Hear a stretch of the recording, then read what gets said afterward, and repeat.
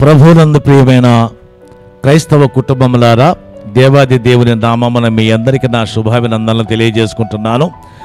Unknown సంఘం వాళ్ళు నిర్వహిస్తున్న ప్రతిష్ఠిత నివేదనల కార్యక్రమానికి మిమ్మల్ని ప్రేమతో ఆహ్వానిస్తున్నాం.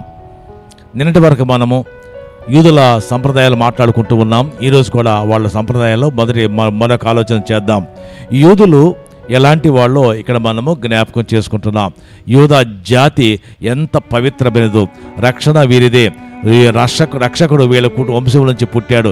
వీళ్ళ జాతిని దేవుడు మొదటి నుంచి ఒక సపరేట్ జాతిగా ఎంచుకుంటూ వచ్చాడు. ఒక పవిత్రమైన జాతిగా దేవుడు ఈ యూదా జాతిని పవిత్రపరిచాడు. కాకపోతే మరి మరియమ్మ ఒక పవిత్రమైన గర్భము, యోసేపు ఒక పవిత్రమైన నీతిమంతుడు. అలాగా వాళ్ళ వంశంలో ఉన్నవాళ్ళు అబ్రహాం దగ్గర నుంచి దేవుడు సపరేట్ చేయటం మొదలుపెట్టాడు.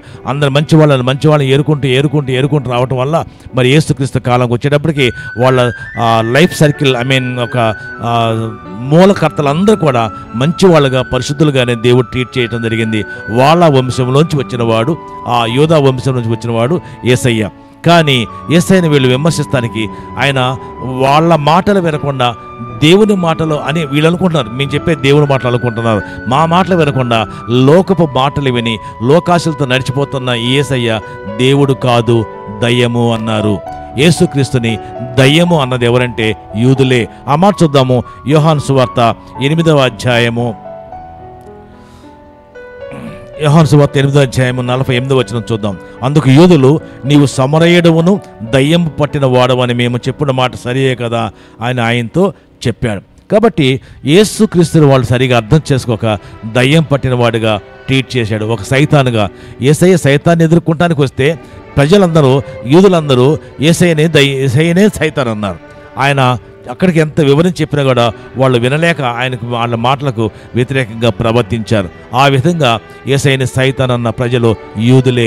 ఏ యూదుల కొరకు, ఏ యూదుల వంశంలో ఆయన పుట్టాడో ఆ యూదులే ఆయనను సరిగా అర్థం చేసుకోక ఆయన్ని సమరయుడని, ఆయన్ని సైతాన్ అని, ఆయన్ని పాపి అని, ఆయన కొట్టాలని, ఆయన తిట్టాలని ఎన్నెన్నో ప్రయత్నాలు చేశారు.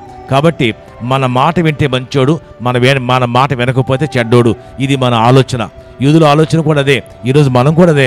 మనం చెప్పేది మంచో చెడో మనకు అర్థం, మనం పట్టించుకోం. కానీ ఎవరైనా సరే ఎదురువాడు మన మాటకు వినకపోతే వాడు సైతాను, వాడు దయ్యం, వాడు మంచోడు కాదని మనం విమర్శిస్తాం, తీర్పు తీరుస్తాం, వాడికి పనిష్మెంట్ ఇస్తాం. నువ్వు అధికారం అయితే వాడిని చంపేస్తావు కూడా. కానీ సహోదరుడా, జ్ఞాపకం చేసుకో, ఎదురువాడు నీ మాట వినలేదంటే నీలో తప్పైన ఉండాలి, లేదా వాళ్ళలో తప్పైన ఉండాలి. ముందు నిన్ను నువ్వు చెక్ చేసుకో.